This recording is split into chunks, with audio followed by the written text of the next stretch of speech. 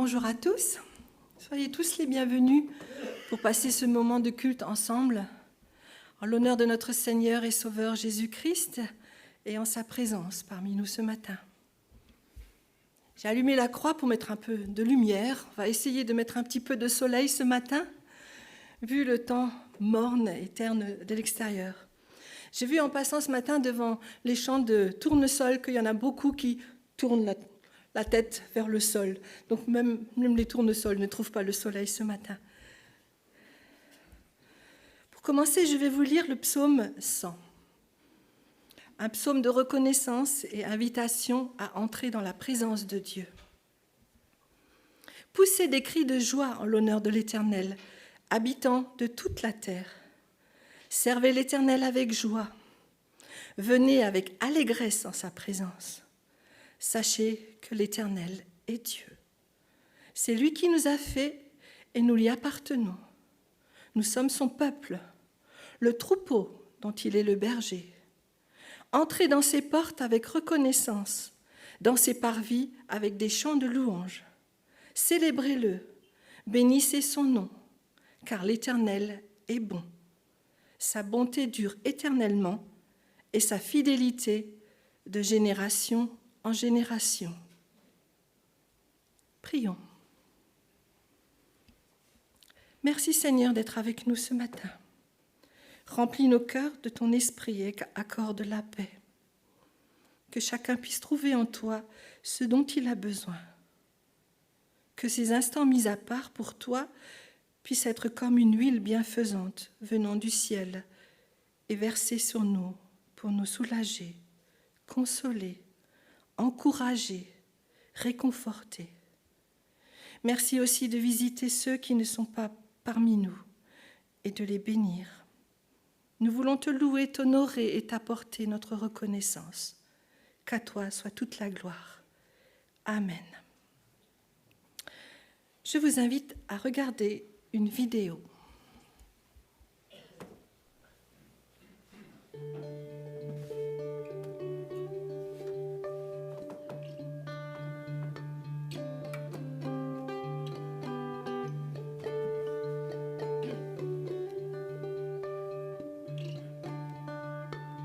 Cantique de David.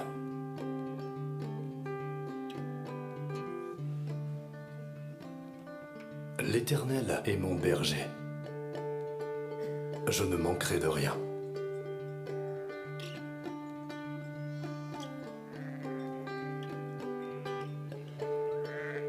Il me fait reposer dans de verts pâturages. Il me dirige vers des eaux paisibles.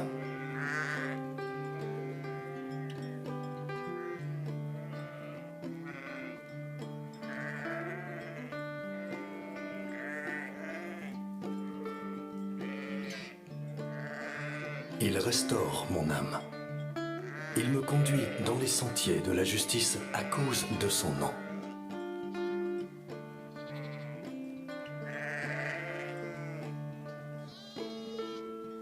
Quand je marche dans la vallée de l'ombre de la mort, je ne crains aucun mal, car tu es avec moi.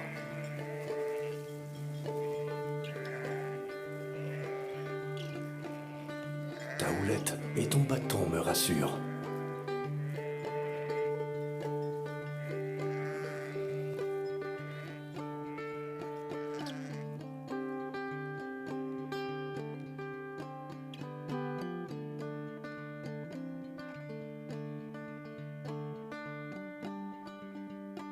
Tu dresses devant moi une table en face de mes adversaires.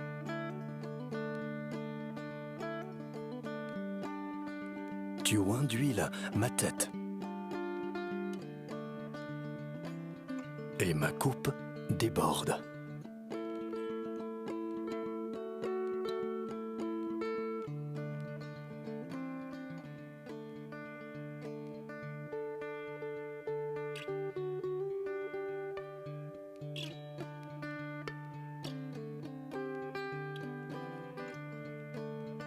Oui, le bonheur et la grâce m'accompagneront tous les jours de ma vie.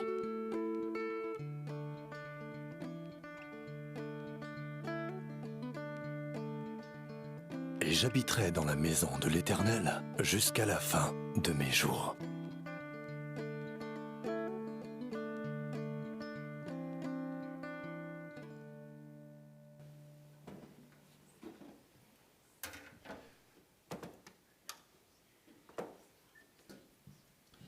Je vous invite à prendre le premier chant. Pour ceux qui souhaitent se lever, ne vous gênez pas. Jésus est mon divin berger.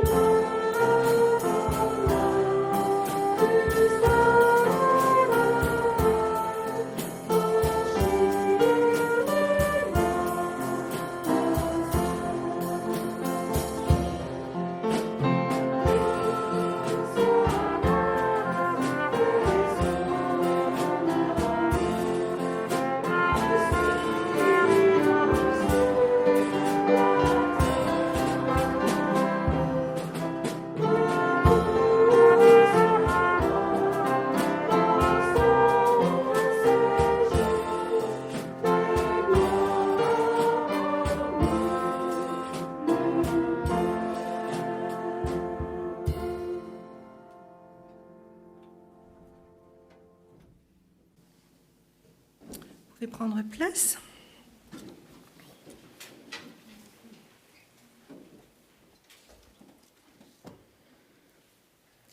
Voici l'histoire de deux hommes.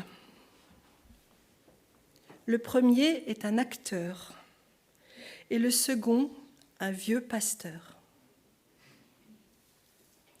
Alors qu'une foule immense s'est réunie, on demande à chacun de réciter le célèbre psaume 23. L'acteur, bien habillé et doté d'une grande éloquence, en fait un récit grandiose et majestueux qui lui vaut les applaudissements nourris de la foule.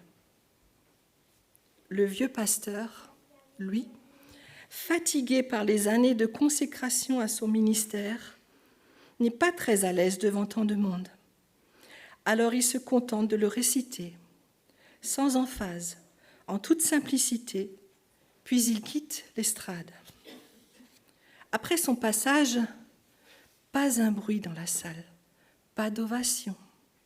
Un grand silence règne. Tout le monde est ému, et nombreux sont ceux qui sont en larmes. À la sortie, un journaliste demande à l'acteur « Monsieur, Comprenez-vous pourquoi tout le monde a applaudi lorsque vous avez récité ce psaume et pourquoi tout le monde était en pleurs quand ce fut le tour du pasteur ? L'acteur répondit, « C'est simple. Moi, je connais le texte, mais lui, il connaît son berger. »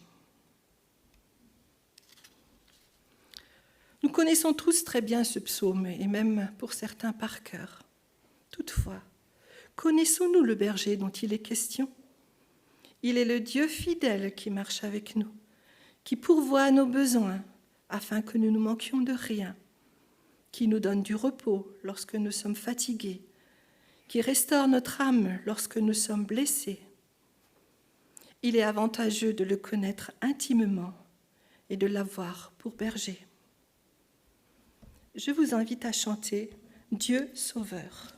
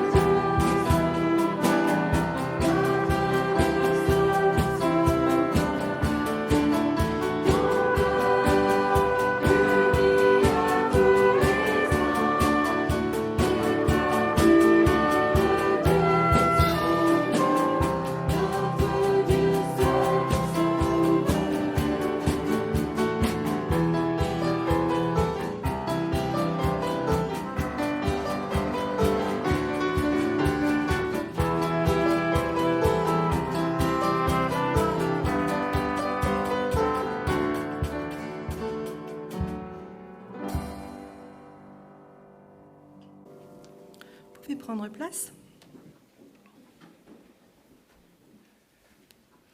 Je vais lire le verset 7 du psaume 28.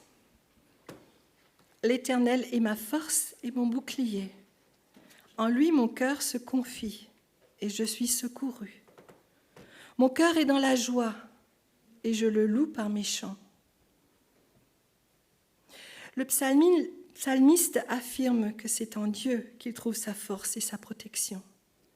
L'Éternel n'est pas seulement une puissance lointaine et inaccessible, mais une source de force personnelle, une protection immédiate, un refuge sûr en cas de besoin. L'Éternel est mon berger. Verset 22 de 1 Pierre 3.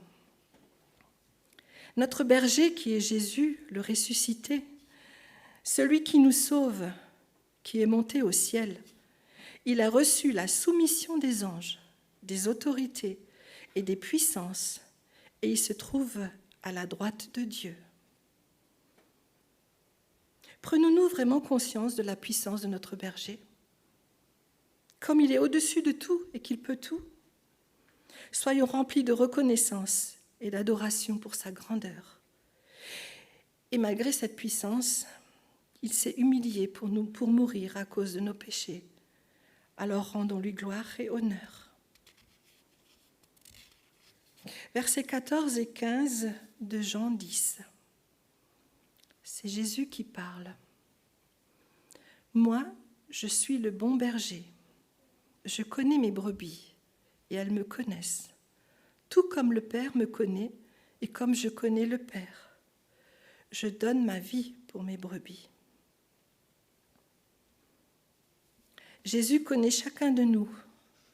Et si nous faisons partie de son troupeau, nous le connaissons également. Par amour pour ses brebis, Jésus a donné sa vie sur la croix, en sacrifice pour nos péchés et pour notre pardon. Devant tant d'amour, nous ne pouvons que nous incliner et adorer notre Sauveur. Et je vous invite à chanter avec reconnaissance les 2 prochains chants.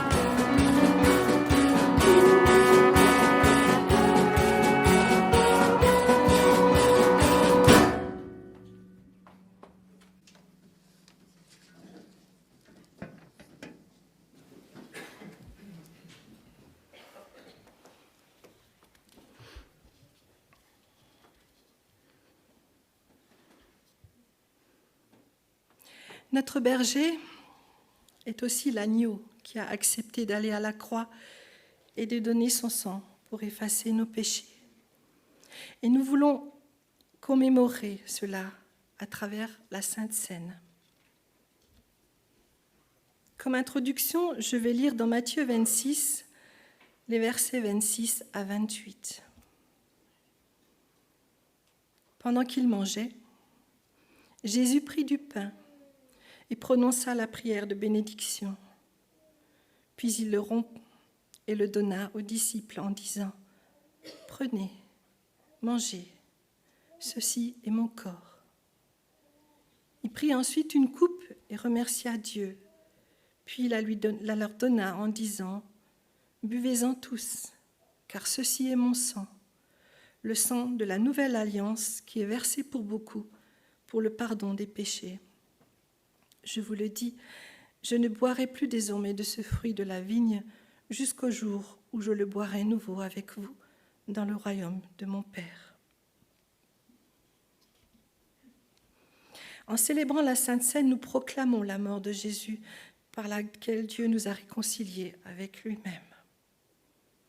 Que ceux qui n'ont pas encore donné leur vie au Seigneur Jésus laissent passer les plateaux.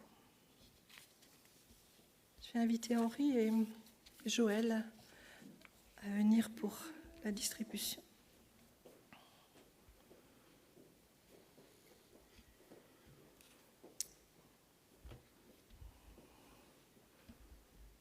Je vais prier. Seigneur, merci pour le sacrifice de la croix, le sang versé pour moi, afin que je puisse être pardonné et réconcilié avec mon Dieu. Ton corps a été meurtri et percé pour me sauver. Je te loue et te bénis pour tout ce que tu as fait. À toi soit la puissance, le règne et la gloire. Amen. Pendant la distribution, je vous invite à faire des courtes prières de reconnaissance et d'adoration pour ceux qui le souhaitent.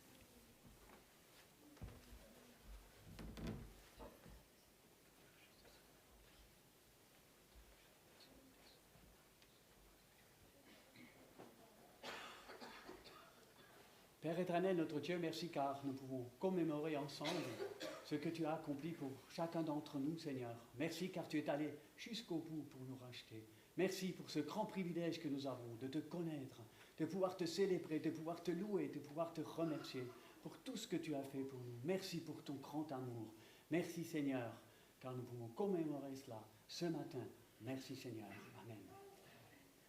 Seigneur, nous voulons que nous souvenir et ne pas prendre ce repas comme une tradition, mais prendre ce repas comme quelque chose de tout à fait authentique et réel pour nos vies. Seigneur, prendre ce pain qui représente ton corps que tu as donné pour nous et ce sang, ce vin qui est ton sang qui a coulé à la croix pour nous sauver, pour nous racheter, Seigneur, pour nous justifier, Seigneur, pour la justification de nos péchés. Seigneur, ce matin, nous voulons que nous souvenir le prix que tu as payé pour nous sauver, pour nous racheter.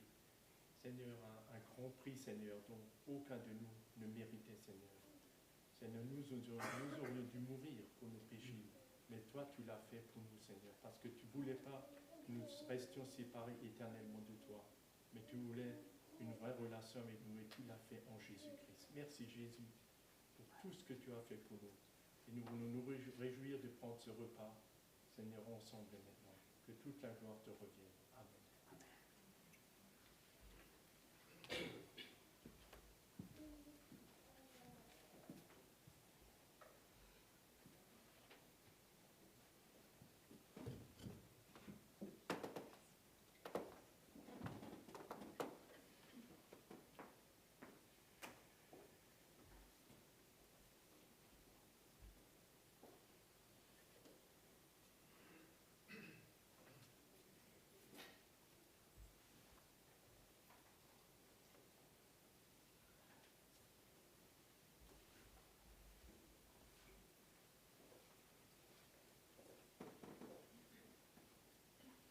Seigneur Jésus, merci parce que tu es ce serviteur souffrant qui n'a pas dit un mot quand on l'a amené à la croix, comme un qui a amené à l'abattoir.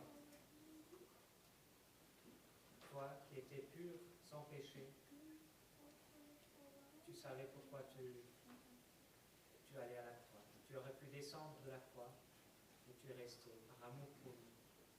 Tu es mort pour nos péchés. Merci Seigneur parce que tu as fait tout cela. Tu es allé jusqu'au bout. Et Seigneur, c'est vrai, je veux reconnaître aussi combien j'ai besoin de ta grâce, de ton pardon.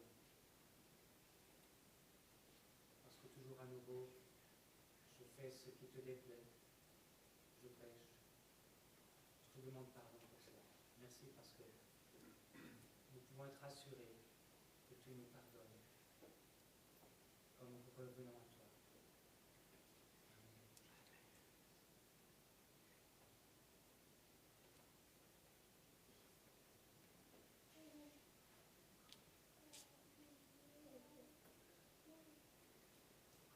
Quel sauveur merveilleux je possède, il s'est sacrifié pour moi, et sa vie innocente et saine, pour mourir sur la femme noire, attaché à la croix pour moi.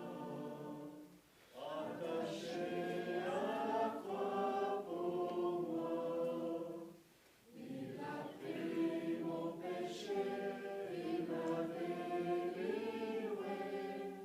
Attaché à la croix pour moi.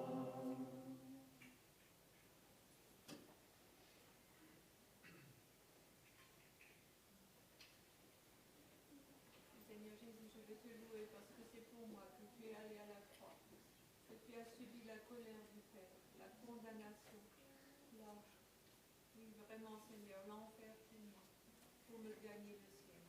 C'est juste toi et toi seul qui pouvais le faire. Et je ne peux que te louer et te remercier parce que tu l'as fait. Tu m'as aimé d'un amour inconditionnel. Et Seigneur, aujourd'hui encore, je peux me confier en toi pour savoir qu'un jour je te verrai face à face. Quel casse, je te loue et je te remercie.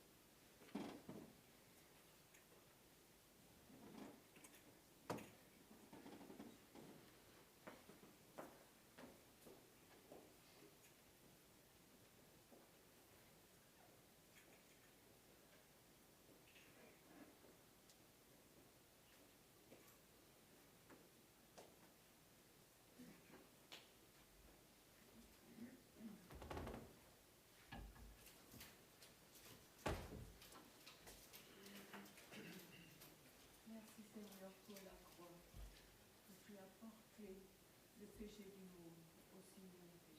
Merci pour ton amour qui s'est manifesté de cette façon. Je veux te louer et t'adorer. Amen.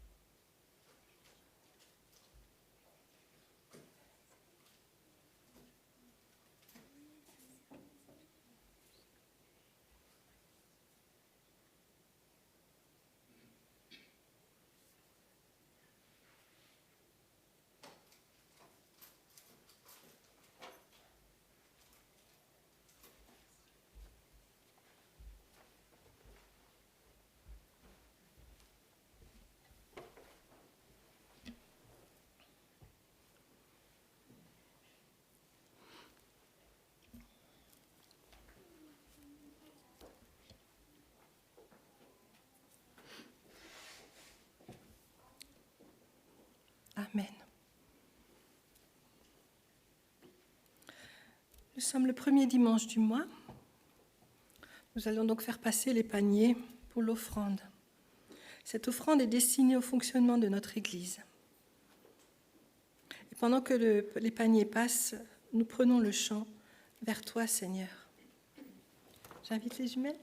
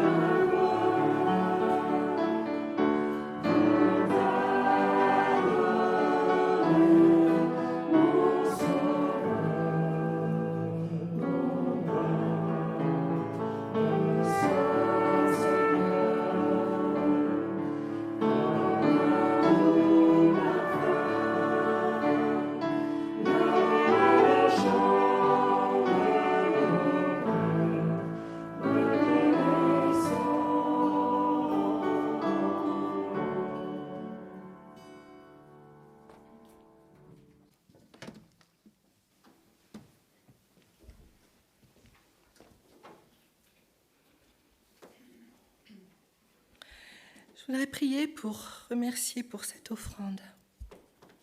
Merci Seigneur pour cette offrande, pour tout ce que nous avons, que tout puisse être utilisé pour l'avancement de ton règne et pour ta gloire. Je veux également te remettre maintenant ce moment autour de ta parole. Ouvre nos cœurs et instruis-nous. Amen. Les enfants vont rejoindre Annie pour passer un moment ensemble et j'invite Roland pour la suite.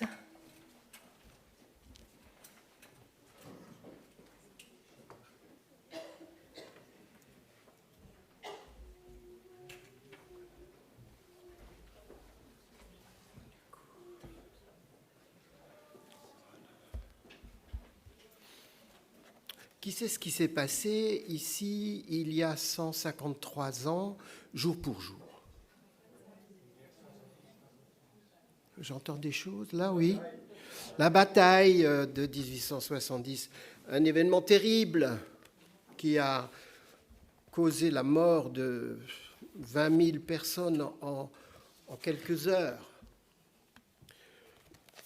Et les gens de Wörth et des environs ont enterré des cadavres pendant une semaine, des cadavres d'animaux, des cadavres de soldats. Et puis les temps ont passé, et puis Wörth est devenu célèbre, et puis les touristes sont arrivés, on a construit des hôtels, des restaurants, et ça a fait un temps la prospérité de Wörth. Il y a même eu le train de voyageurs, s'il vous plaît. Ouais. Un événement tragique qui se retourne un peu en événement, en tout cas positif pour quelques-uns. Ben oui, les limonadiers, les hôteliers se sont frottés les mains. Qui sait ce qui va arriver dans 10 jours ? Enfin, on n'est pas sûr, je ne suis pas prophète, mais bon, dans 10 jours exactement. Jacqueline, tu vas à Chips? Le pasteur qui va quitter le pape. On va être triste. On va pleurer. Pascal et Delaya et leurs 5 enfants vont nous quitter. Et puis je suis content aussi pour eux, parce qu'une nouvelle époque commence pour eux. Une nouvelle aventure à Saverne et à Sarrebourg. Enfin, je crois qu'on sera plus triste que content, mais bon. Dans 5 semaines va commencer quelque chose. Est-ce que vous savez quoi? Dans 5 semaines et 1 jour. Oui, le camp de marche que Béatrice et moi et Jackie et d'autres, Mario va en être aussi, vont profiter de ces 6 jours dans les Hauts-de-Vosges. Et on se réjouit. Et on espère avoir un temps un peu meilleur que la semaine qui vient de passer, parce que là, ce serait un peu triste. Oui. Alors, je ne vais pas vous raconter toutes sortes d'histoires, mais je vais vous parler de 2 personnages que vous connaissez absolument, Jésus et Jean-Baptiste. Ce sera dans l'Évangile de Jean au chapitre 3, mais d'abord, écoutez mon introduction. Jésus et Jean étaient du même âge, et ils étaient cousins, ou plutôt petits cousins, puisque leur maman était cousine. Marie et Élisabeth étaient cousines. Jésus et Jean se connaissaient-ils? On n'en sait trop rien. Peut-être se sont-ils vus dans leur enfance, lors d'une fête à Jérusalem ou en famille, mais ça n'est pas sûr du tout. Il y a quand même un événement où ils ont été très proches. Encore dans le ventre de sa maman, le petit Jean a tressailli d'allégresse lorsque Marie est venue pour dire à sa cousine qu'il lui était arrivé quelque chose d'extraordinaire. Encore un point commun entre Jésus et Jean, leur naissance, ou plutôt leur conception. Jésus avait un papa sur la terre qui n'était pas tout à fait son papa, qui n'était pas son père génétique, comme on dit aujourd'hui, mais Jésus est né de Dieu. Et Jean avait une naissance un peu moins spectaculaire, mais néanmoins, pour un couple âgé dont la femme était réputée stérile, avoir encore un bébé dans cet âge avancé était quelque chose d'extraordinaire. D'ailleurs, le vieux Zacharie, quand il a appris qu'il allait être papa, il ne l'a pas cru. Et l'ange lui a dit, bon, tu vas être muet jusqu'à la naissance. Et quand l'enfant est né, les gens se sont dit, bon, on va l'appeler Zacharie. Et on a fait venir le père, il ne pouvait pas parler, il a écrit Jean est son nom. Voilà. Jean devient le prophète précurseur du Messie. Il dit de lui-même qu'il est la voix de celui qui crie dans le désert. Aplanissez les chemins du Seigneur. Avec une ferveur intense, il haranguait les foules qui accouraient de partout. Il les pressait de se repentir parce que le royaume des cieux était proche. Il a eu un ministère court, mais intense et très populaire. Il baptisait dans le Jourdain et exhortait ses auditeurs à croire en celui qui devait venir après lui. Jean va dire de Jésus qu'il est l'agneau de Dieu envoyé pour effacer les péchés du monde. Et Jésus va se faire baptiser par Jean, qui va alors proclamer que Jésus est bien le Christ, le Messie de Dieu. Et Jésus va prononcer un éloge magnifique de Jean. Il était le plus grand des prophètes, puisqu'il eut le privilège de préparer le peuple à la venue du Christ et de le lui révéler.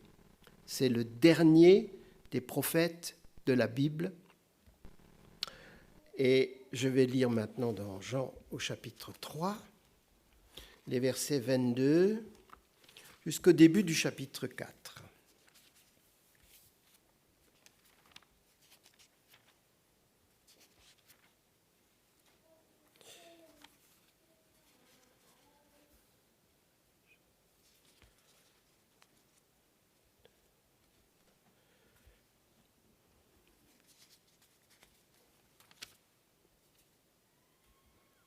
Après cela, Jésus, accompagné de ses disciples, se rendit dans la terre de Judée, et là, il demeurait avec eux et il baptisait. Jean aussi baptisait à Hénon, près de Salim, parce qu'il y avait là beaucoup d'eau, et on y venait pour être baptisé, car Jean n'avait pas encore été mis en prison.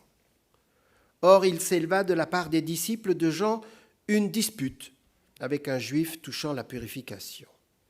Ils vinrent trouver Jean et lui dirent « Rabbi, celui qui était avec toi au-delà du Jourdain et à qui tu as rendu témoignage, voici, il baptise et tous vont à lui. » Jean répondit « Un homme ne peut recevoir que ce qui lui a été donné du ciel.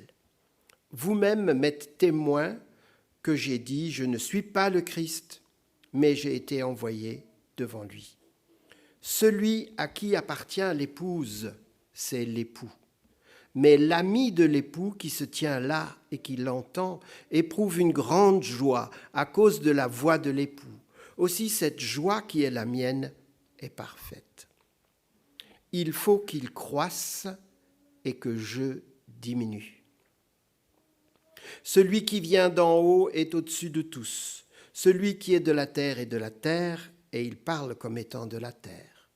Celui qui vient du ciel est au-dessus de tous, il rend témoignage de ce qu'il a vu et entendu, et personne ne reçoit son témoignage. Celui qui a reçu son témoignage a certifié que Dieu est vrai, car celui que Dieu a envoyé dit les paroles de Dieu, parce que Dieu ne lui donne pas l'esprit avec mesure. Le Père aime le Fils et il a remis toutes choses entre ses mains. Celui qui croit au Fils a la vie éternelle. Celui qui ne croit pas au Fils ne verra point la vie, mais la colère de Dieu demeure sur lui. Le Seigneur sut que les pharisiens avaient appris qu'il faisait et baptisait plus de disciples que Jean. Toutefois, Jésus ne baptisait pas lui-même, mais c'étaient ses disciples. Jusque-là. Nous avons au début de ce récit, de façon très brève, la présentation de deux groupes de personnes qui apparemment faisaient la même chose. Ils baptisaient. Jésus et ses disciples baptisaient au bord du Jourdain, et puis Jean et ses disciples, aussi au bord du Jourdain, un peu plus loin, baptisaient également. On peut être étonné que, après leur rencontre, Jean et Jésus ne se soient pas associés, ou que plus tard les disciples de Jean ne se soient pas joints au groupe de Jésus. Non, ils travaillaient chacun de leur côté, peut-être pas très loin l'un de l'autre, et cela ne dérangeait ni Jésus ni Jean. Mais ça dérangeait les disciples de Jean, en tout cas certains, qui ont vu là une sorte de concurrence déloyale. Je relis le verset 26.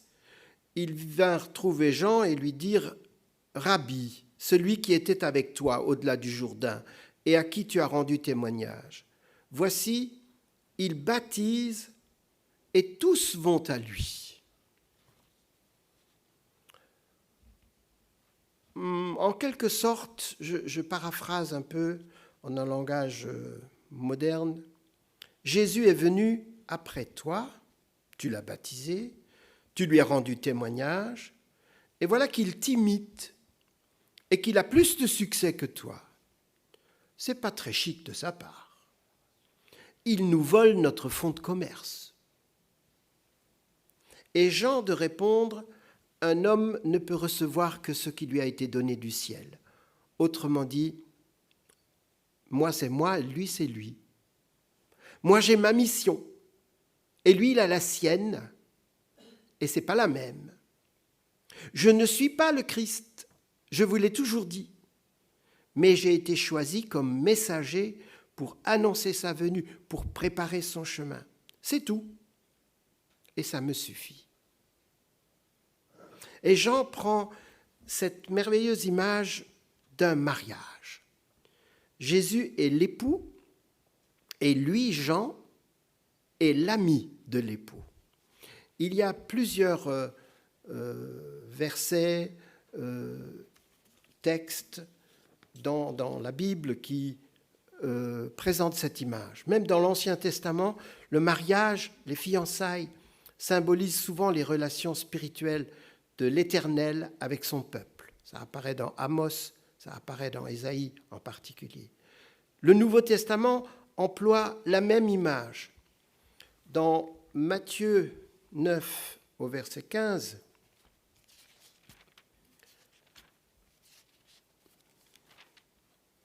je lis le 14 déjà. Alors les disciples de Jean vinrent auprès de Jésus et dirent « Pourquoi nous et les pharisiens jeûnons-nous tandis que tes disciples ne jeûnent point ?» Jésus leur répondit « Les amis de l'époux peuvent-ils s'affliger pendant que l'époux est avec eux ?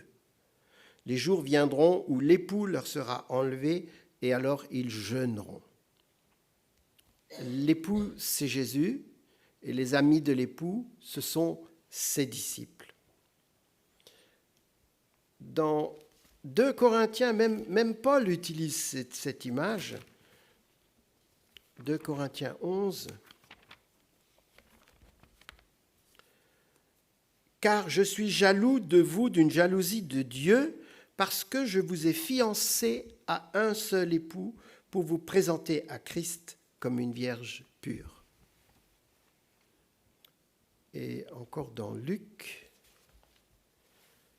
12, 36. « Que vos reins soient sains et vos lampes allumées, et vous soyez semblables à des hommes qui attendent que leur maître revienne des noces, afin de lui ouvrir dès qu'il arrivera et frappera. » Et puis il y a cette parabole des 10 vierges, 5 sages et 5 folles. Elles attendent le retour de l'époux. Mais 5 seront prises et 5 resteront parce qu'elles n'ont pas assez d'huile. Elles n'étaient pas préparées. Toutes endormies, toutes se sont endormies.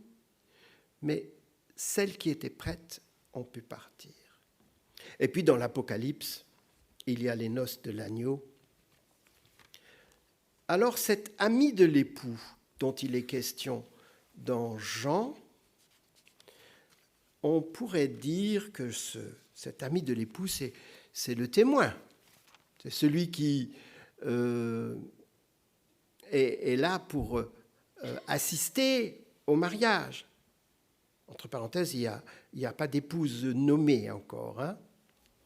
Eh bien, j'ai trouvé un autre rôle à l'ami de l'époux.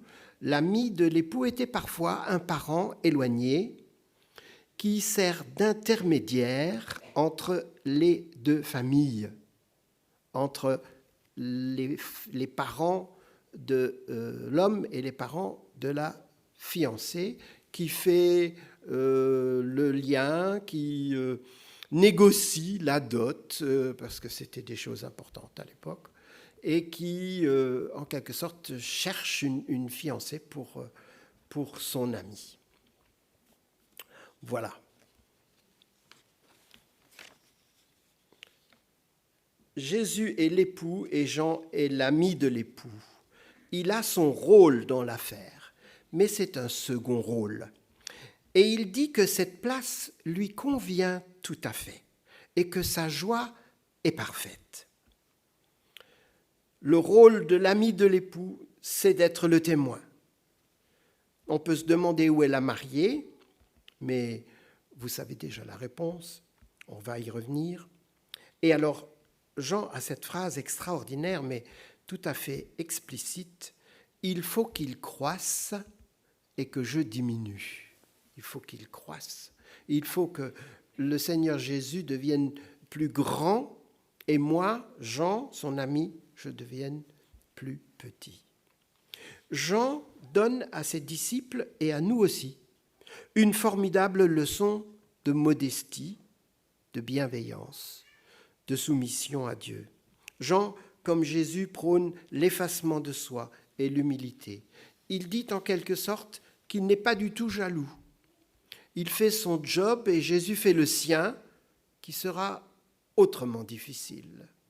Jean sait qu'il est à sa place et que Jésus doit prendre le relais maintenant et lui doit passer au second plan. Voilà une leçon que nous avons toujours besoin de recevoir dans notre relation à Dieu, à l'intérieur du couple, de la famille, dans l'Église et même peut-être entre églises. Quand Jacques et Jean, les deux disciples, demandent une faveur à Jésus, et quelle faveur! Il s'agit d'être assis à la droite et à la gauche du Christ dans sa gloire. Jésus leur répond, « Vous ne savez ce que vous demandez. » Les autres disciples, un peu vexés sans doute par l'outrecuidance de leurs camarades, s'indignent contre eux. « Vous n'avez pas honte ? Demander une chose pareille. Et nous alors, on compte pour du beurre ? On peut s'asseoir sur des strapontins ?» Ils étaient jaloux. Et Jésus, pour clore la discussion, explique à tous que quiconque veut être grand parmi vous, qu'il soit votre serviteur. Et quiconque veut être le premier parmi vous, qu'il soit l'esclave de tous. Car Christ lui-même est venu non pour être servi, mais pour servir, pour donner sa vie en rançon pour beaucoup. Et il mettra ce principe en action en lavant les pieds de ses disciples lors du dernier repas, avant sa mort. Il a pris un rôle de serviteur. Il a pris un rôle d'esclave. Et il est dit dans la parole qu'il a mis le comble à son amour. Jésus prône un renversement des valeurs. Les premiers seront les derniers et les derniers seront les premiers. C'est une logique tout à fait opposée à celle du monde, où on joue des coudes, où on cherche à dépasser les autres, où on marche même sur des cadavres pour se hisser aux premières places. Jésus met en garde contre les scribes et les pharisiens qui aiment à se promener avec de beaux habits, à être salués dans les places publiques, qui recherchent les premiers sièges dans les synagogues et les meilleures places dans les festins. Je ne sais pas si vous avez remarqué, mais dans les églises, les premiers rangs sont souvent vides, réservés aux enfants ou aux musiciens, chanteurs. Alors que les derniers rangs sont toujours bien remplis, oui, c'est le cas aussi aujourd'hui, mais on a du renfort aussi de Souls et d'ailleurs. Alors, c'est sans doute que les fidèles ont bien compris cet enseignement de l'humilité. Hein ? À moins que ça ne cache d'autres sentiments, moins nobles, peut-être. Je ne voudrais pas être tellement vu, je ne voudrais pas être au premier rang pour être sous les projecteurs, là, être vu par le prédicateur ou le pasteur. Quiconque s'élève sera abaissé et quiconque s'abaisse sera élevé. Dans nos églises, dans nos familles, dans nos couples, est-ce qu'il y a un esprit de service et d'humilité formidable? Est-ce que chacun s'empresse à faire les tâches les plus humbles? Le ménage, la vaisselle, la cuisine, l'entretien des locaux. Est-ce qu'on considère l'autre comme plus important que soi? Non? Ce n'est pas le cas? Alors, si ce n'est pas le cas chez vous, nous avons à méditer encore ce texte et cette phrase de Jean-Baptiste. Il faut qu'il croisse et que je diminue. Dans ma vie, il faut que Christ croisse et que moi, c'est-à-dire mon ego, diminue. Il paraît que on m'a mesuré récemment et je n'ai plus que 153 cm et demi. J'ai perdu 1,5 cm, donc je me suis tassé un peu. Voilà, c'est le lot des vieux, hein, de se ratatiner un petit peu sur eux-mêmes. Voilà, j'étais un peu vexé, mais bon, c'est comme ça, hein. C'est comme ça. Si je suis un authentique chrétien, je dois renoncer à moi-même et me mettre au service de Dieu et des autres. Qu'est-ce que ça veut dire en pratique? Ne pas faire ce que je veux, mais chercher la volonté de Dieu en toutes choses. Il faut que Christ croisse en moi, et pour cela, je dois descendre de mon piédestal avec mes prétentions, mes préjugés, mon orgueil. Voilà, la dernière partie du chapitre 3, à partir du verset 13, non, à partir du verset 31, ce n'est plus Jean-Baptiste qui parle, c'est Jean l'apôtre. Il y a 2 Jean dans l'histoire de ce texte. Alors, Jean nous dit des choses intéressantes aussi. Il apporte une conclusion. Jésus est celui qui vient d'en haut, du ciel. Il est donc d'essence divine. C'est pourquoi il est au-dessus de tous. Il rend témoignage du Père qu'il connaît et qu'il aime, de même que le Père aime le Fils qu'il a envoyé, en lui donnant l'Esprit sans mesure et en remettant toutes choses entre ses mains. Jean le Baptiste nous a présenté l'époux et Jean l'apôtre nous présente le Fils. On reste dans des images fortes, tirées de la famille. Jésus est le Fils de Dieu envoyé sur la terre pour chercher l'épouse, c'est-à-dire l'ensemble des rachetés par le sang de Christ. Et Dieu, son Père, lui a donné son esprit en abondance et lui a remis tout pouvoir afin de sauver les hommes qui le veulent bien. Personne ne reçoit son témoignage, dit Jean. Et pourtant, celui qui a reçu son témoignage a certifié que Dieu est vrai. Alors, de qui Jean parle-t-il? De lui-même peut-être? Mais il n'est pas le seul à avoir cru en Jésus. Seulement, c'est toujours une minorité qui croit et qui s'engage. Je vais terminer par une histoire de l'Ancien Testament que je ne vous lirai pas, mais que je vous résume. Abraham envoie son serviteur chercher une femme pour son fils Isaac.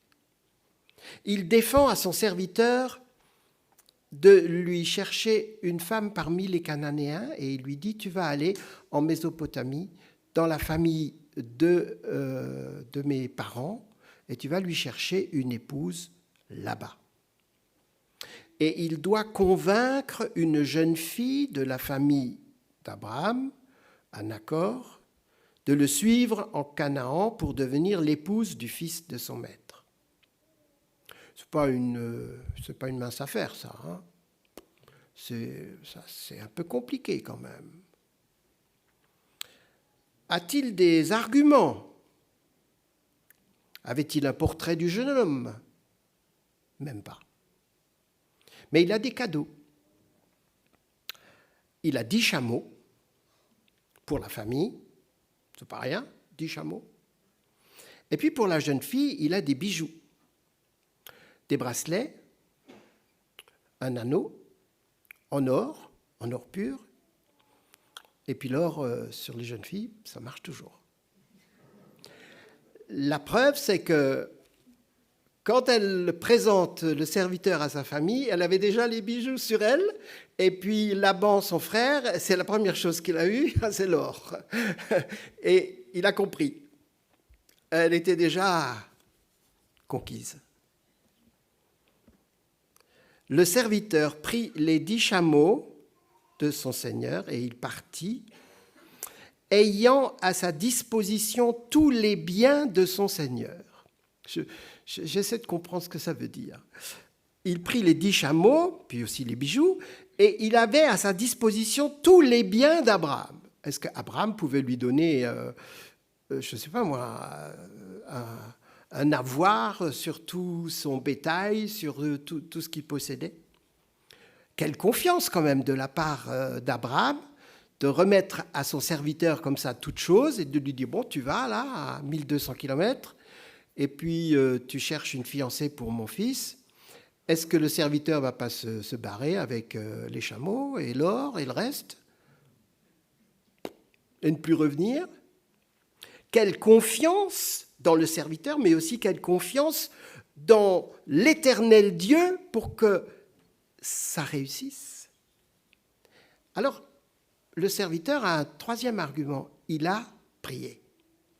Il a prié le Dieu d'Abraham et il a dit, voilà, fais que la jeune fille à qui je m'adresserai, elle réponde de cette façon précise. Je puiserai de l'eau pour toi et j'en puiserai aussi pour tes chameaux. Et à ce moment-là, sort Rebecca et elle dit exactement ce que le serviteur avait formulé dans sa prière. Donc pour le serviteur, c'était clair. C'était elle, il lui donne les bijoux, il amène les chameaux et c'est une affaire qui roule. Bon, les parents n'étaient pas trop chauds, hein, mais ils vont consulter la jeune fille, vont lui dire alors, tu veux partir avec ce monsieur ou pas? Et il insiste, et il veut que ce soit demain, pas la semaine prochaine. Et elle dit oui. Abraham ne lui avait pas donné un chèque en blanc à son serviteur, mais il lui avait donné tout le chéquier avec droit de signature.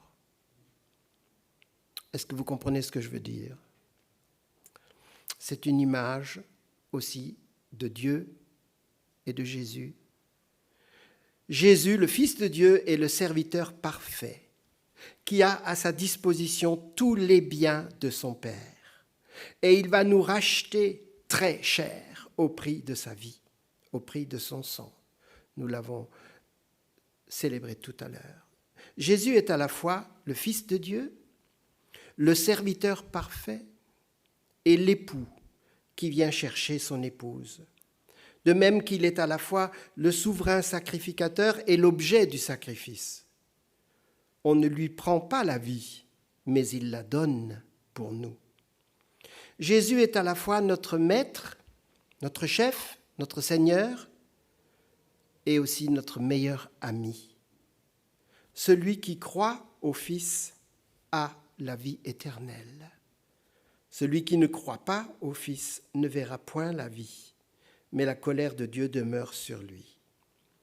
Celui qui croit au Fils a la vie éternelle. C'est ce que je nous souhaite de vivre, de connaître, de savoir à chacun de nous ici. Amen. Je prie encore. Seigneur Dieu, notre Père, nous te louons, te bénissons pour ton amour envers nous. Nous te remercions pour Jésus, ton Fils, qui s'est fait serviteur, qui est venu sur la terre souffrir et mourir pour que nous puissions avoir le salut. Seigneur, merci pour ta parole.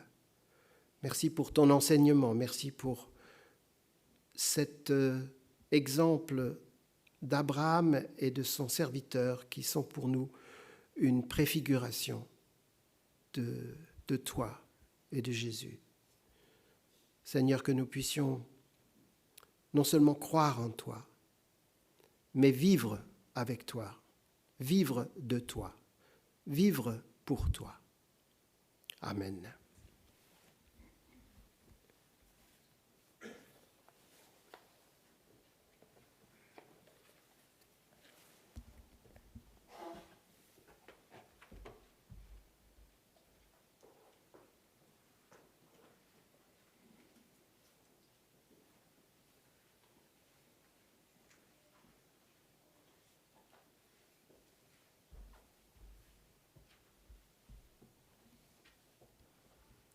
Merci Roland pour ce message et de nous rappeler que Jésus doit croître et nous diminuer. J'en profite aussi pour remercier tous ceux qui ont participé ce matin au culte. C'est pas grave, merci.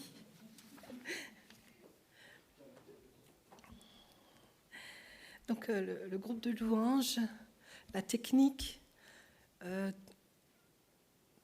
bien sûr Roland, ceux qui ont fait l'accueil et le fleurissement, et puis merci à vous tous d'être là ce matin. Alors je vais passer aux annonces. Il n'y aura pas de réunion de prière ce soir, parce qu'elle avait eu lieu ce matin, malgré qu'on soit le premier dimanche du mois. Mardi, il y aura le groupe biblique de maison à Diefenbach à 15h30. Et le soir, à 19h30, il y a une soirée pétanque à Wörth. Dimanche prochain, la réunion de prière à 9h et le culte à 10h. La famille Windler qui va déménager, donc ils auraient besoin d'aide pour le déménagement et le camion il sera là le 15 août. Donc pour tous ceux qui peuvent donner un coup de main pour ce déménagement, c'est le 15 août, à partir de 9h. Est-il autre chose à préciser? C'est bon. Et je laisse encore la place à Mélodie, qui va nous parler de la comédie musicale.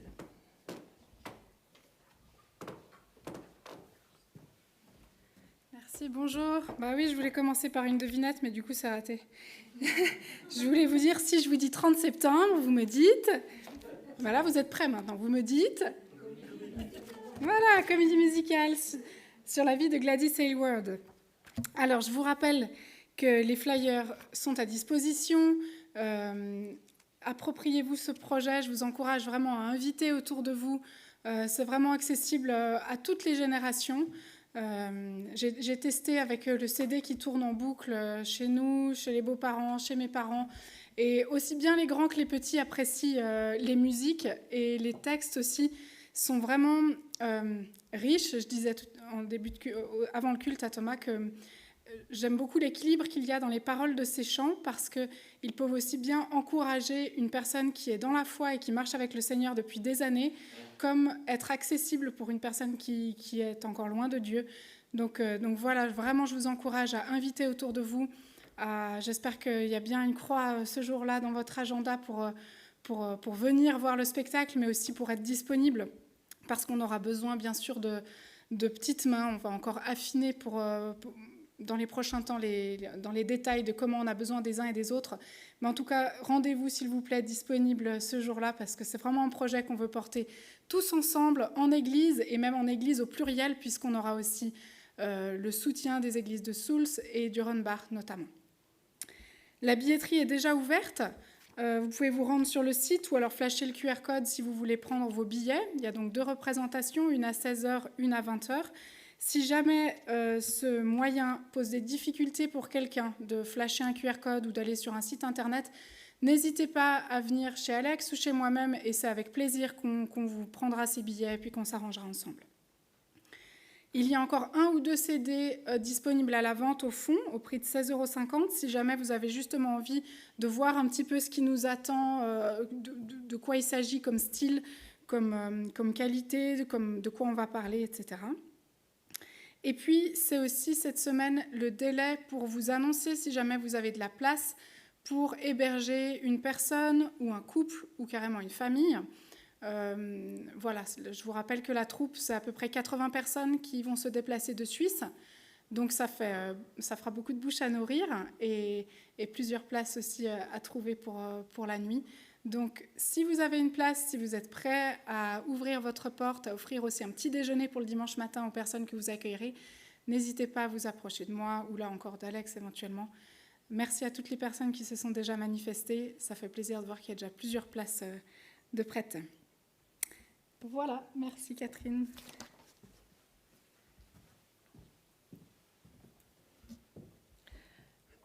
Pour terminer le culte, je vous invite à chanter le chant un vieux chant que vous connaissez sûrement.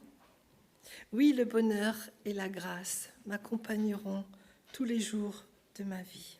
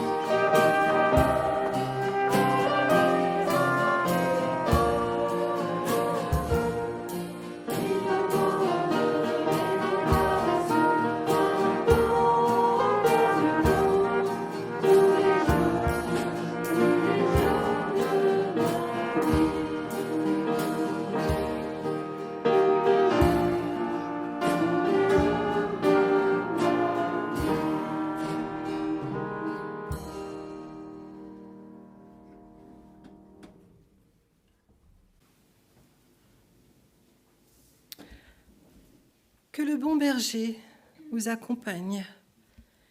Et comme nous voyons actuellement pas mal de moutons paître dans les prés et même au bord des routes, si vous voyez ces brebis, pensez à votre bon berger.